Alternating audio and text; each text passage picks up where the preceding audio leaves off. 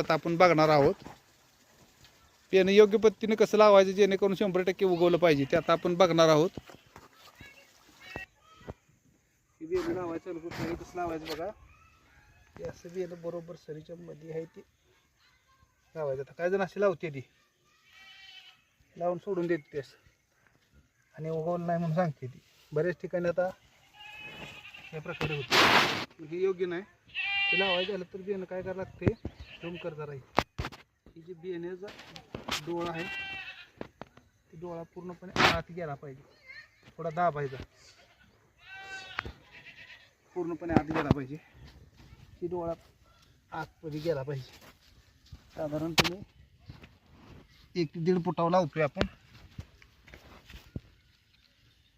अंदाजे 1.5 फुटावर.